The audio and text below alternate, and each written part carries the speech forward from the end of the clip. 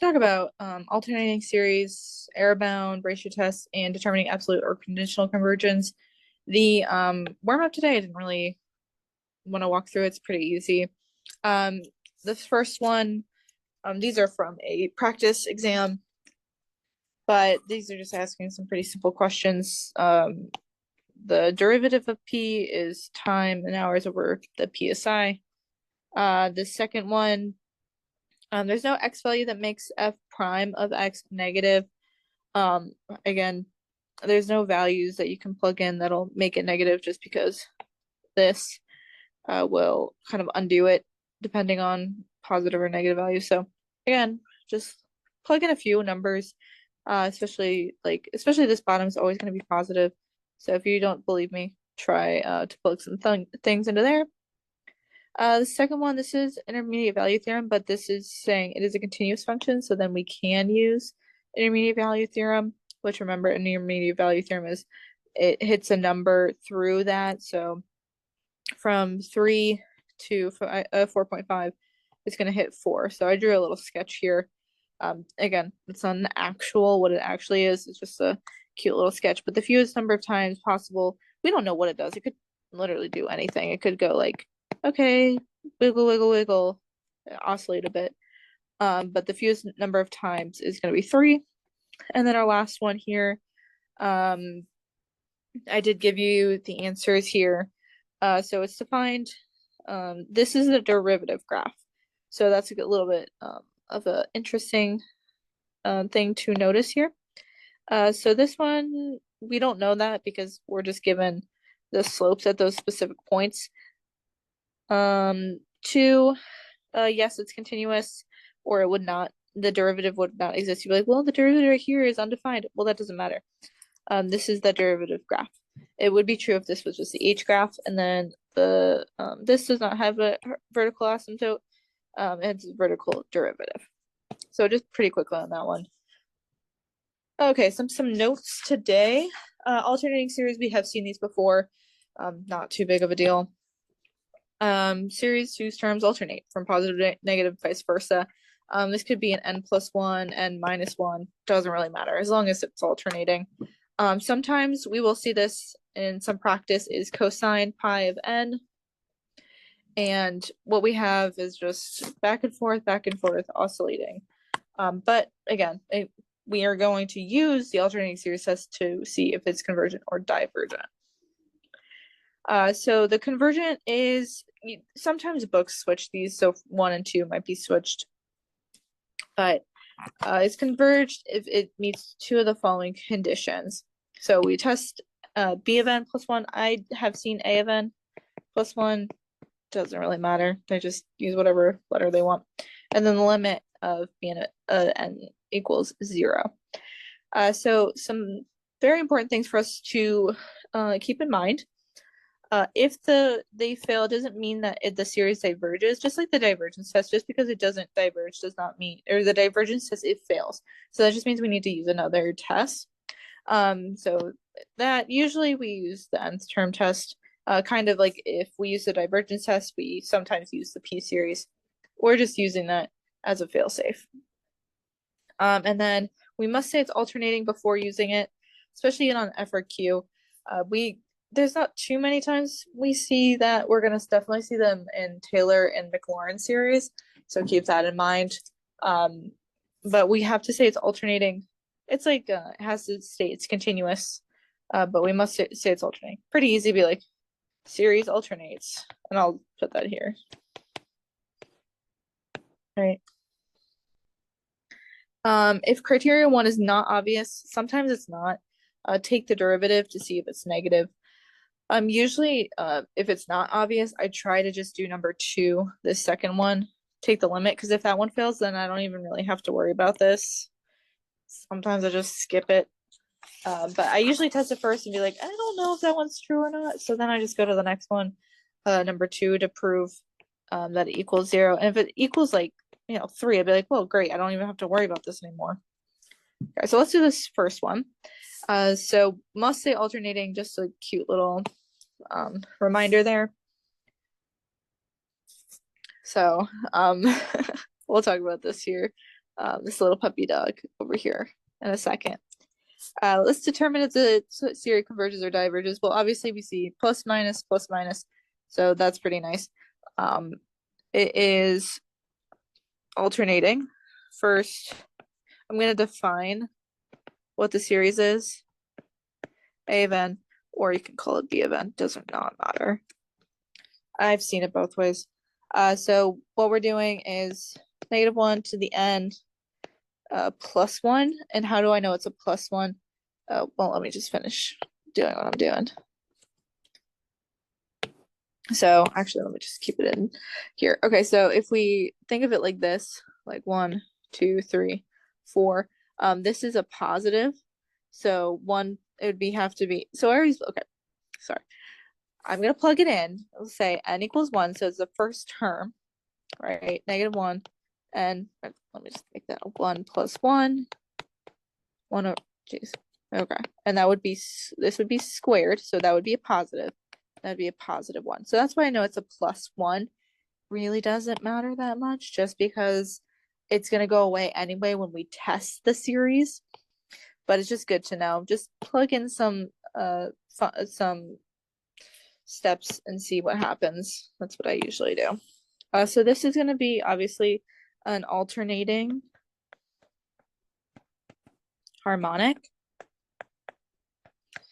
And if you have a little hint there, so we know the harmonic series diverges, but I'm assuming this one's going to converge based on this little graphic here. But we've defined it. What I'm going to use is I'm going to use this function. Let me keep it in green.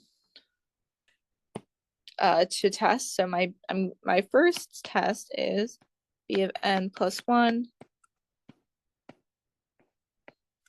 And I usually write it kind of like this just to remind myself over and over and over again what it is. So I'm going to just take that and we're going to do n plus 1 over n. So is this true? This is where usually if I don't know, it's like super chaotic, I would just say go to the next one. But for this one, it is true, which is great. And then let's try the second part. We're going to take the limit as n approaches infinity. 1 over n, which is our original function, and that's going to equal 0. Does it equal 0? Which it does. True. Then we can state that we're starting at 1. I'm just going to rewrite this series here. Converges by the alternating series test.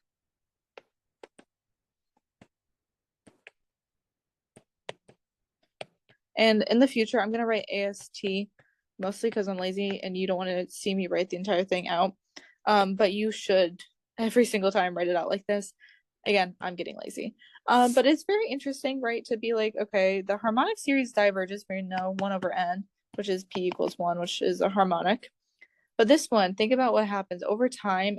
These get infinitely small over and over and over, and they kind of cancel each other out, and it just goes like that. So that's really interesting. Let's go to example 2. So example 2, this is definitely an alternating.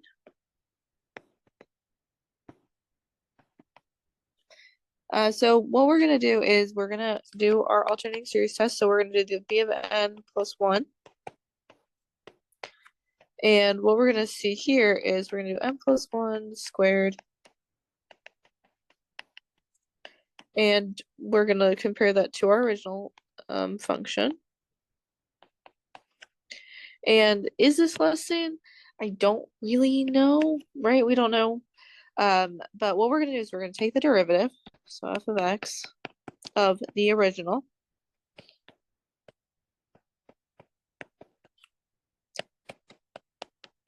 And I'm just going to take the derivative. And so it's a little bit confusing as to why we're doing this. It gets my head a little bit trapped a little bit. But what we're basically essentially trying to do is showing that each successive term is going to be less than the one before. So it's getting smaller and smaller and smaller.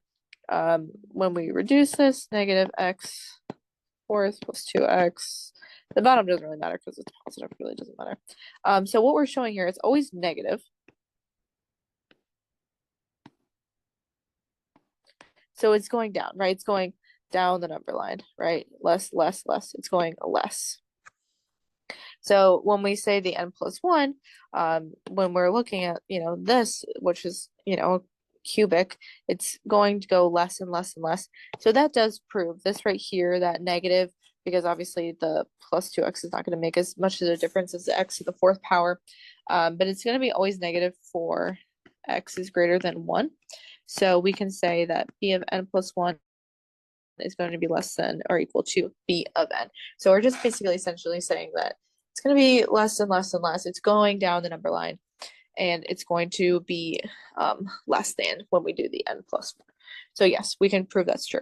So this is true. And then we're just going to do nice easy limit. And we can see this hopefully pretty quickly, is that it's going to be equal to 0 because we 1 over n, and that approaches 0. So that equals 0, that's true.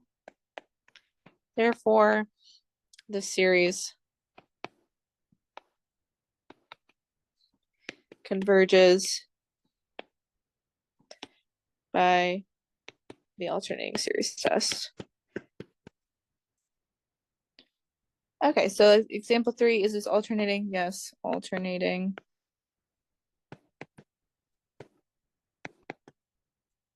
Now let's use our little oops, sorry. So b of n is going to be the 3n over 4n minus 1. I can already foresee some things with this one. Okay, so let's do the b of n plus 1.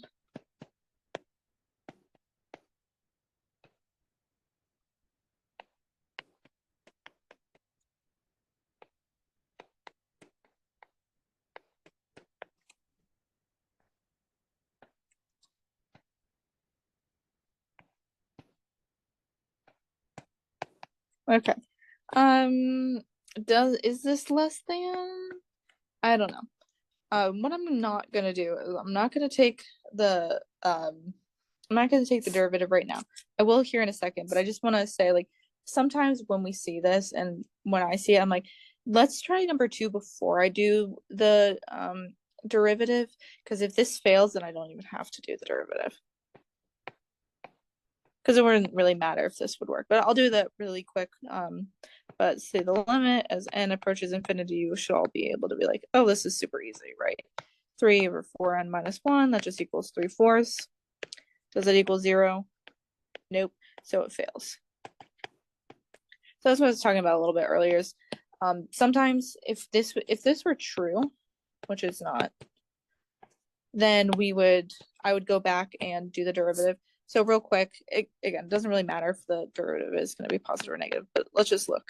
Let me just do f of x.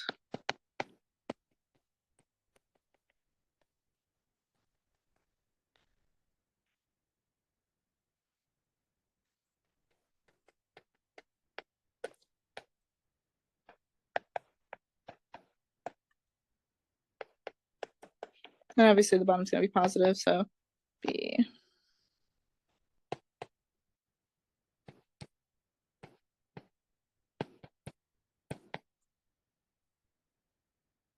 And then the bottom. And that would be a negative on top. And, everything on the bottom would be positive, but that really doesn't matter.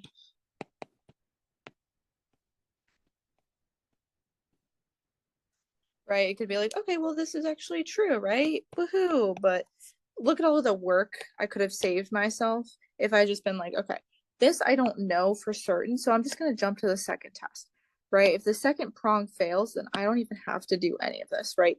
So that's what I was kind of talking about a little bit earlier. It would be true for the first prong, but doesn't really work. But now that we've seen it fails, we can't just be like, oh, it's divergent.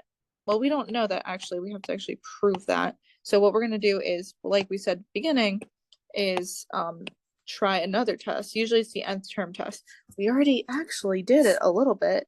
Crazy. Let's be honest, it's right here, right? So it's actually really nice because like, oh, look at that. So I'm going to use the divergence test. This is super great, right? Because I'll rewrite it, but this is the divergence test or the nth term test, whatever you want to call it, same difference. And this will equal 3/4, which does not equal 0. Therefore, it is divergent. So this series diverges by the divergence test.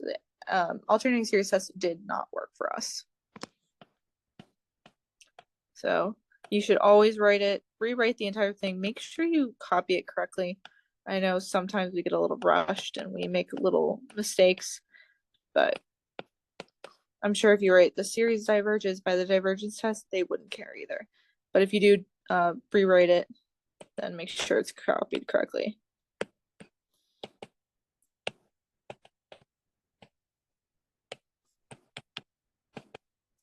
And there you go. Okay, alternating series error bound satisfies both conditions. Then we can use the partial sum. So we're just approximating how much is adding up. So the true sum is your S, and then the partial sum is the first n terms. It really depends on what we're looking for. The absolute value is the error.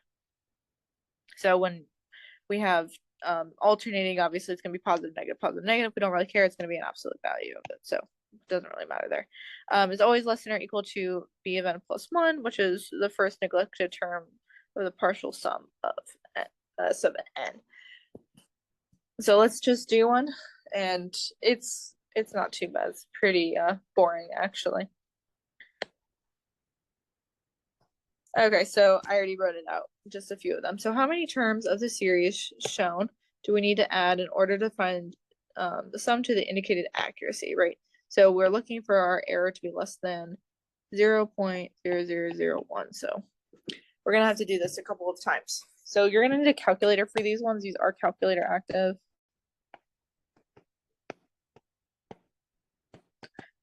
I'm not going to bore you with the details of putting into a calculator. You can all do that. So I'm going to start with our first term, and how I know that's my first term as n. So I'm going to plug in n of 1. So you just do 1 times 5, and that'd be the absolute value, sorry. So the absolute value. So we don't really even need that, right? Because it's the absolute value of the error. It's always going to be positive. This will be 0.2. And I'm going to get rid of the absolute value because we don't really need this tab. If we do the absolute value, this will be positive forever. So I'm going to just neglect to put that there. The second term is 0.02, and you just keep going. So I'm just doing the different terms because we're trying to see how many, where is it? How many terms right there do we need to show in order to find the sum to the indicated accuracy.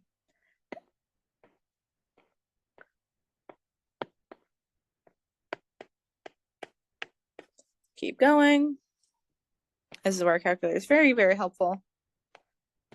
And I already have this done on my own paper, so I don't need to show you. So this one's, we're getting close. 5 times 5 to the 5th. It's going to be 0.0000064. So this right here is less than.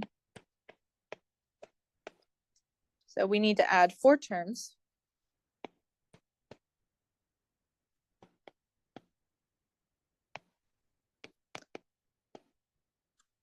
In order for our error to be less than that.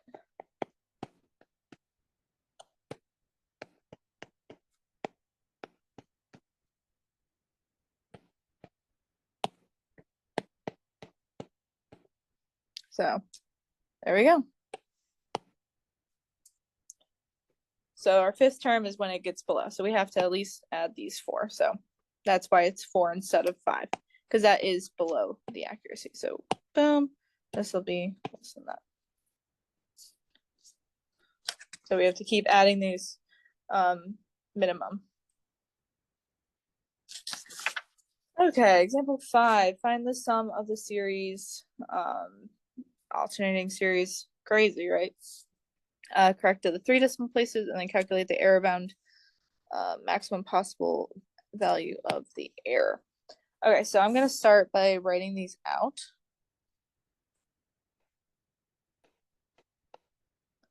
So I'm starting at n equals 1, so I'm going to plug in a 1. And one thing that I definitely forgot is 0 factorial equals 1. Why? Crazy complicated math. If you are interested in that, go look it up online. There's definitely a proof online. I'm not going to explain it because it's really not that important for us to understand why. We just need to know that 0 factorial does equal 1.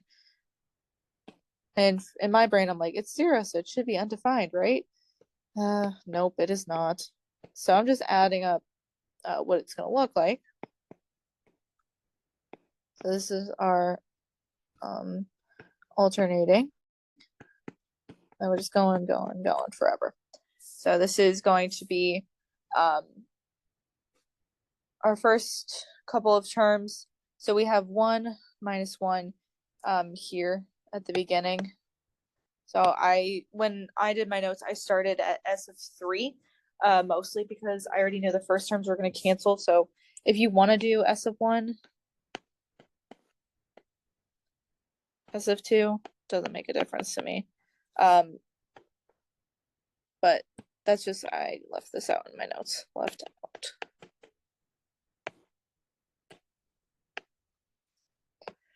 But let's get started. Okay, so I started with 2, so let's do S of 3. So that would be 1 minus 1 plus 0.5. So I'm just adding up what these fractions are. This is where you're going to need a calculator. And then I'm just going to add the previous one as of 3, right? Because it's just a summation. And I'm going to just start subtracting and adding throughout.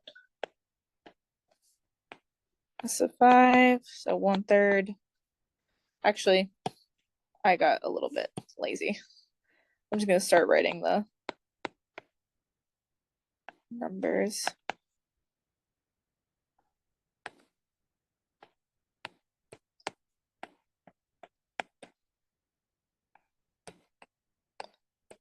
So if we start to see a pattern here,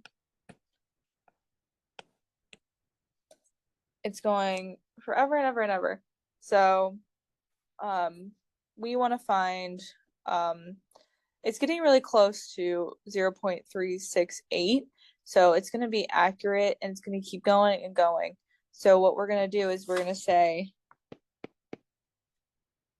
the S of 7 equals partial sum. That's a partial sum, right? We've only added partial. If we added all of it, it'd be an infinite, right? To infinity.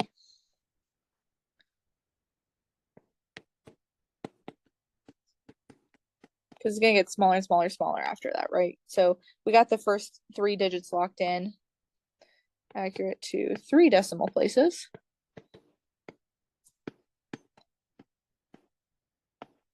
To find the max error,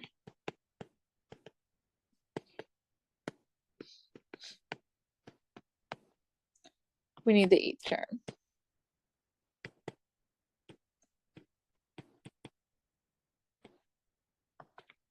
So A of 8 equals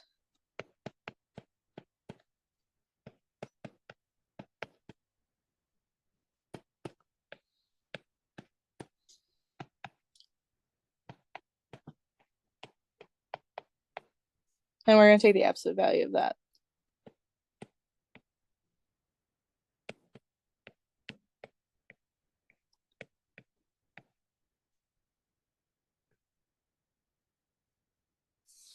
So what the question was asking, right? So we kind of kept going until we see some consistency. And so what we know here is it goes from this to this, and this to this shows no change. So we have to look at that one, right? Because it's going to keep this is going to be like, let's say like 7, 6, 5, and this was 8, 6, 5. So it would be something there. So when we look at the 3 decimal places, okay, we see consistency. So we're going to go to the one where we know this is going to be the changing part. And to calculate the error boundary. So what we did here is I see S of 8, right? And that's our 8th term. And we're going to plug that in to our function. And obviously 8 minus 1 equals 7. And this one doesn't really matter, right? It's -1. And then we found the fraction. We didn't really need this negative. We could. It doesn't really matter because we're going to take the absolute value to find that this is the error boundary. So that's the maximum possible value of the error. So just kind of work through it, just see what the question is asking, and then kind of walk through of how we got to all of these places. It's a little bit confusing, but really, once we start doing actual AP questions of it, it gets a lot easier. It's not as complex as this may seem. Okay, absolute and conditional convergence. So this is like the A team.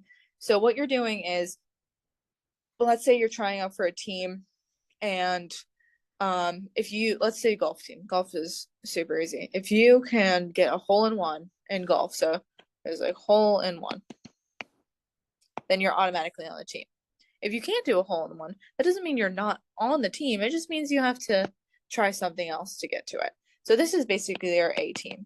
Like, you are the best of the best, but even if you don't, you could still be on the A team. You're just not like LeBron or Simone Biles or anything like that, right? So if a series converges absolutely, then it's convergent. If it does not absolutely converge, then it either diverges or it's conditionally convergent. So again, like you're not Simone Biles, but you're still really good and you can still make the US Olympic team. In other words, we're going to remove the absolute value. We're going to take the absolute value for the convergence to test absolute. If it doesn't work, then we're going to try something else. Interesting, but not required. Why do we care?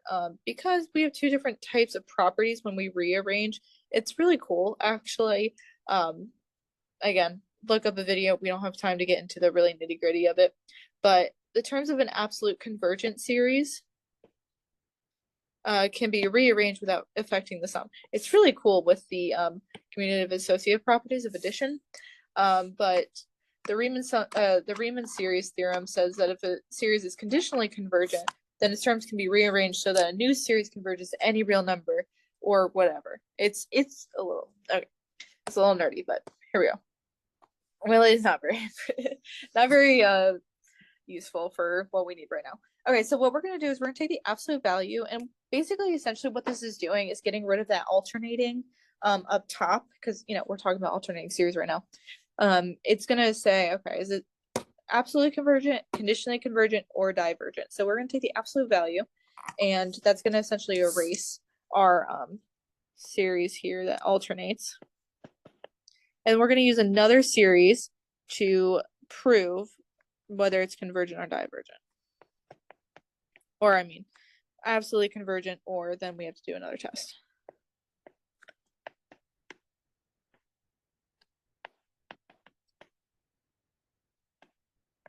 And we know this is a P series, and it's convergent. Therefore, we can say that our function here, oh, I don't need those absolute values. Sorry. Converges absolutely. Or you can say is absolutely convergent.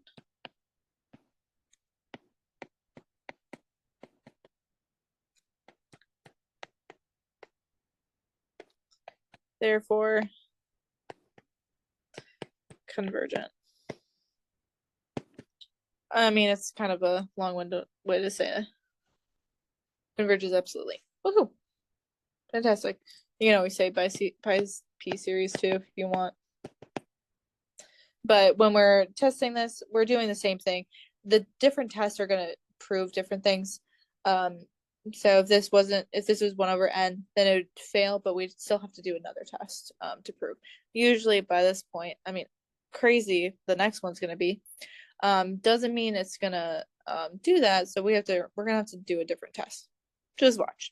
So this one was great. Nice and easy. You made the A team, you're fantastic, you get the hole in one. Let's try example number 7. So we're gonna determine the same thing. So obviously it's an alternating series. When we do the absolute value, we're going to get rid of that alternating. And when we see that it either absolutely or fails, we're going to have to bring that back. So obviously we see it's going to be 1 over n, which is divergent harmonic. And that was the absolute value. So different than the alternating. So we're going to it does not absolutely converge. So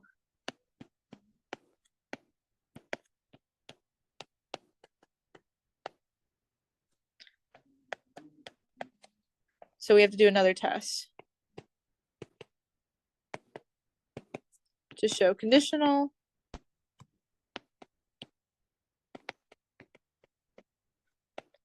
or divergent. So we're going to do another test. That brings us back to this original series right here. So it's going to be a new series than the one we proved. So we're not using this again. This was our A team test. It failed the A team, but it can still be convergent. We're just going to have to test with the alternating series test because guess what? This is an alternating series. So we're going to do our 1. So that's the b of n plus 1. So they're going to be b of n. And that's just going to be our 1 over n plus 1. Because we get rid of the alternating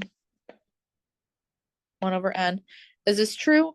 Yes, it is. So this is true, right? Because this would grow a little bit faster than this. So it would be like 1 over 6 when this would be 1 over 5. And let's do the second prong. And that is taking the limit.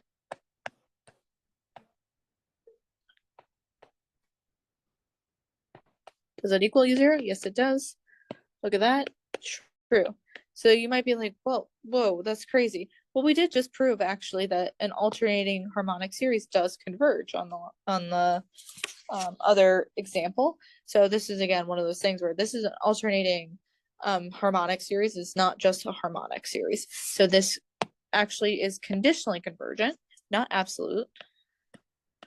So our function here, I'm just going to copy this, save some time, is conditionally convergent.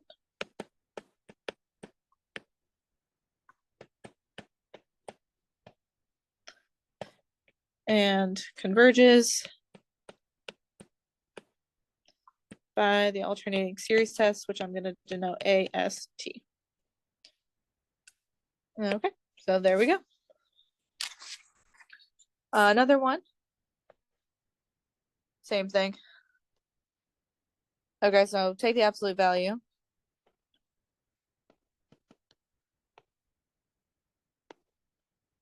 And obviously, when we take the absolute value, we're going to get rid of the alternating part of that because it's going to be positive, not going to plus or minus.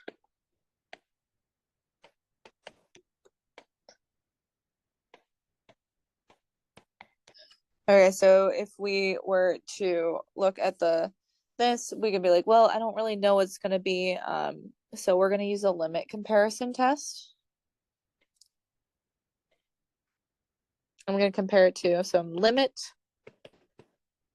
comparison test to 1 over n. And I know that's harmonic, but I guess you if we look at it, and be like, well, I don't use the direct comparison test. Well, because what happens is 5 of n plus 1 is less than 1 over n. So even if this is our divergent, this is less than, so we cannot say it's divergent, because let's just draw a little picture, right? If let's say it's 1 over n, I know it's not gonna be 1 over n, but I just want to visualize. It goes up to infinity, right? This function here is underneath it. We don't know what happens to it. It could converge. So we have to use the limit comparison test to make sure that we are, it's gonna either converge or diverge, right? So that's why I draw the picture. I know it's not accurate. It's just a sketch to help you visualize what I'm talking about. So we're gonna do the limit comparison test. 1 over 5n plus 1, 1 over n.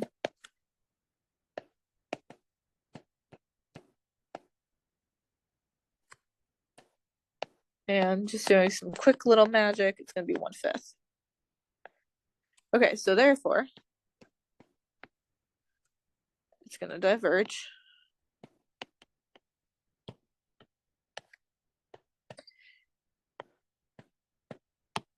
So it's gonna diverge. Well, it's not gonna be it's gonna diverge, but it's gonna be not absolutely convergent. So this technically does diverge, but that does not mean that this function, we don't know if that's gonna diverge. So it's a little complicated, and this just means this fails. It's a fail. Fails it. You didn't get the hole in one.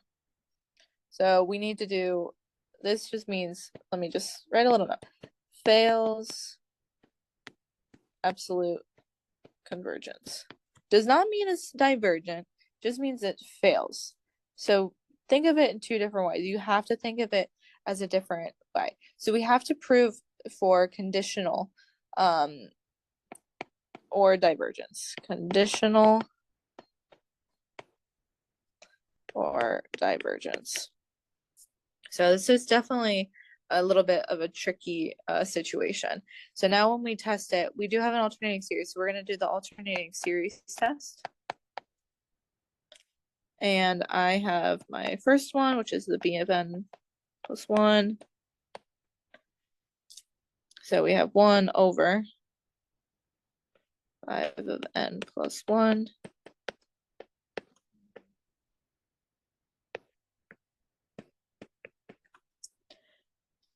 Okay, so when we compare that, it's going to be 1 over 5n plus 6. And again, that's going to be a little bit smaller, so this will be true.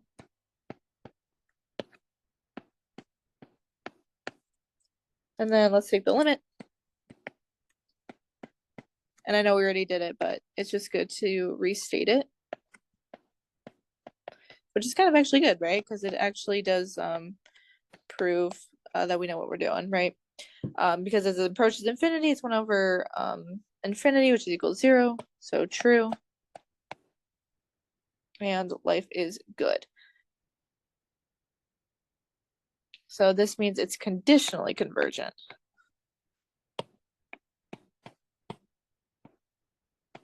And they will state on the, I think it started at 0, right? Yeah. They will state prove conditional, absolute or conditional convergence, just like it did here. So this is conditionally convergent.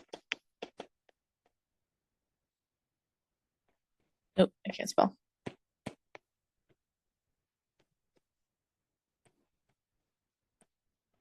The alternating series test. So it's failed the absolute, but this made it conditionally convergent. So it will state here at the top, determine if it's like this. So if it doesn't say that, then you don't have to do the absolute convergence test.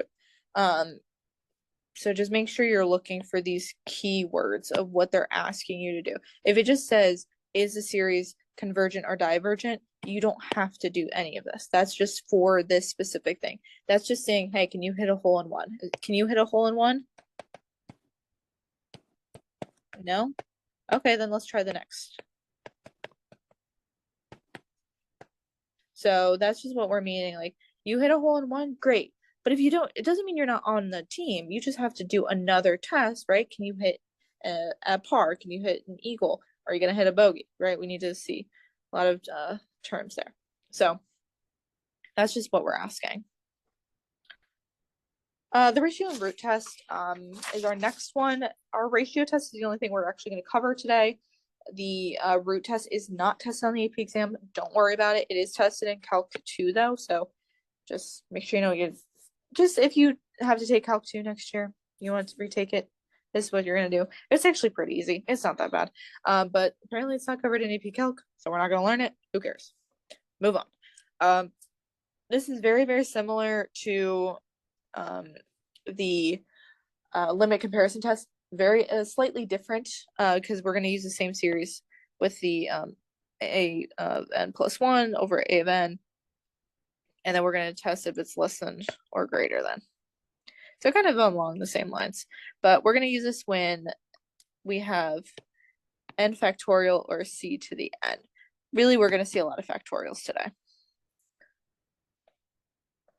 And again, if you want to look at that, go ahead.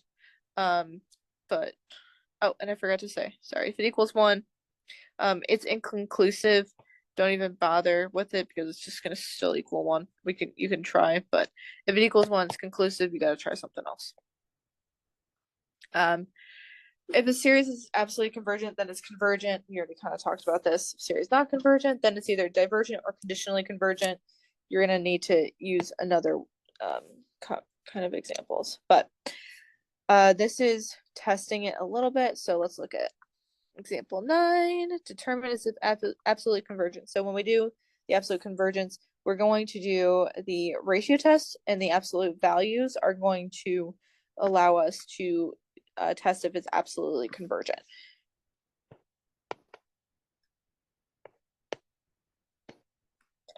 So we're going to take my a of n, which obviously when we do the absolute value, it's just going to cancel this out. So let me just, little absolute value. That's what we're going to look at. And then we're going to divide. So we're going to do our n plus 1 function up top. And then this is where it's going to get a little bit tricky. So make sure you understand your algebraic rules. So we're going to divide them. Obviously, when we divide two fractions, we're going to flip it and we're going to simplify. So we're still an absolute value. Don't really need it right now per se, but write the correct things. We have n plus 1 cubed over 3n plus 1 and 3 to the n. Then we have n cubed. Okay, this is where we're going to get a little tricky. So if you don't like doing these little tricks, you're going to have a hard time. So we have to kind of manipulate some things around. I'm going to simplify this a little bit. So this is what I'm going to do. So I'm going to keep this here. We're going to keep the n plus 1 cubed, 3 to the n cubed. And now this 3n plus 1, this is just 3n, 3 is 1, right? So this is what I'm talking about, some of those little tricky rules. So those just cancel. Woohoo! And now we can keep going. And I'm going to simplify it. And I know that if I do this cubed, it would basically essentially be 1 over 3. If you want to do all the math, I just know that the highest power here is going to be n cubed, and it's going to be a bunch of stuff I don't really care about because it's going to, after I do L'Hopital a million times, it's going to go away anyway. So I'm just going to look out front. It's going to be 1n cubed. And then we have a 3n cubed. So if you did L'Hopital a million times, it would get 1/3 as your answer. And what we're looking at here is it's less than 1, which then proves that it is a absolutely convergent, and therefore it converges. So we're going to say, I'm going to be lazy and say the series, so I don't have to recopy it. Series is absolutely convergent.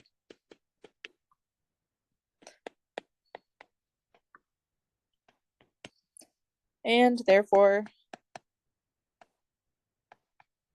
convergent. Why you have to state it both ways, I don't really understand. It's one of those tedious things of, well, I already said it's convergent. Well, it says absolutely convergent and therefore it's convergent. Just please write absolutely convergent and therefore convergent. We've already proved it, but we already know this. Woohoo!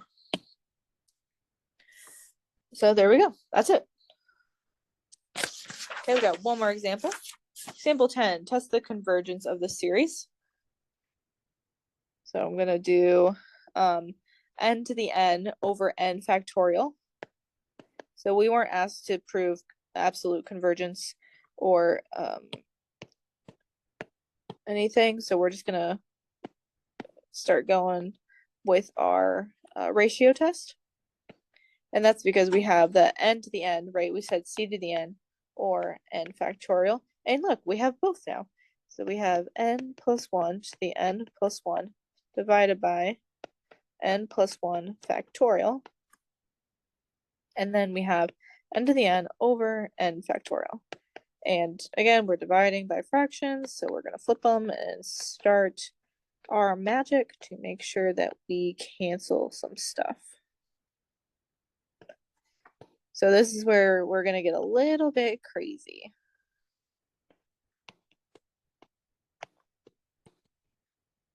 So hopefully you remember factorials pretty well, especially with all of this that we're going to do.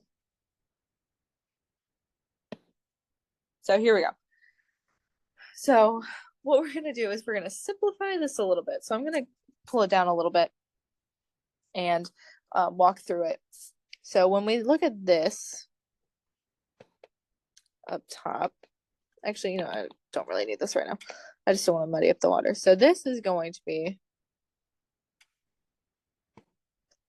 so we're going to do, it's multiplication, so it's just, I'm still going to keep it division. I'm just going to kind of put things together. Like these are both factorial, so I'll put that on the other side. We have n plus 1 to the n. Then we have n plus 1. Then we have n to the n. And then my purple, I'm going to just put this together. So we have n factorial. And then n plus 1 and then factorial. So I'm just kind of splitting it up. We can do this. Make sure you know you're allowed to do this. You got to know because we're going to have to be able to cancel some things. So let's start spacing it out a little bit. We have n plus 1.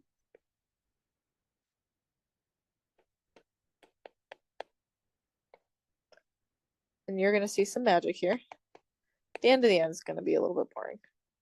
It's a little crooked. Oops.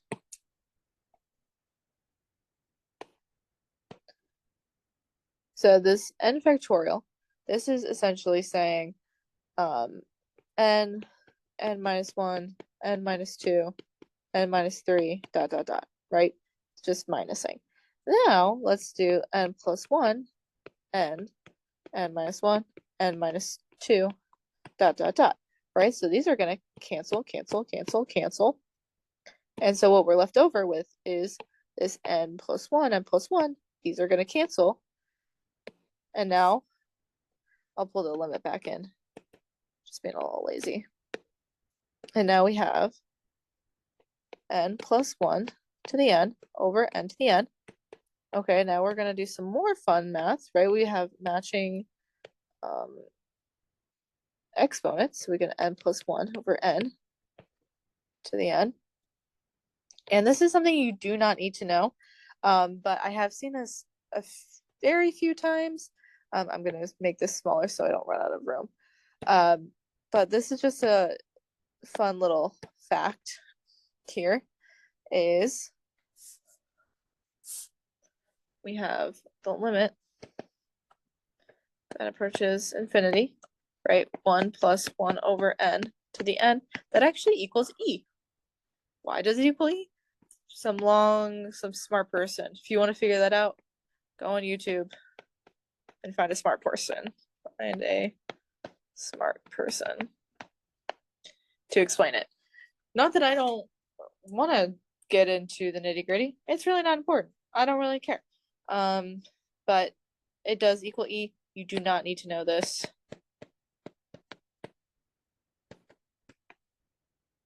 It equals E, which is a little fun thing. But E is greater than 1, therefore it diverges. Mostly the point of this was to make your brain hurt a little bit. But just seeing all these things we can cancel out, right? This, all these can cancel out until we get that left over. Again, you do not need to know that. That's just a little fun factoid. But it does diverge because E is greater than 1. You will not be asked what that equals. That's a little too advanced, but we will get into things with n factorial, n to the n, and all that lovely stuff. And then our last thing, this is the root test. It's not tested on the AP exam, but it's here for your personal if you really want to know. You're just taking the nth root, basically canceling it, and testing it. If it's less than 1, it's absolutely convergent. It's not a big deal if you don't know it. We don't really care. But that's all that I got for you.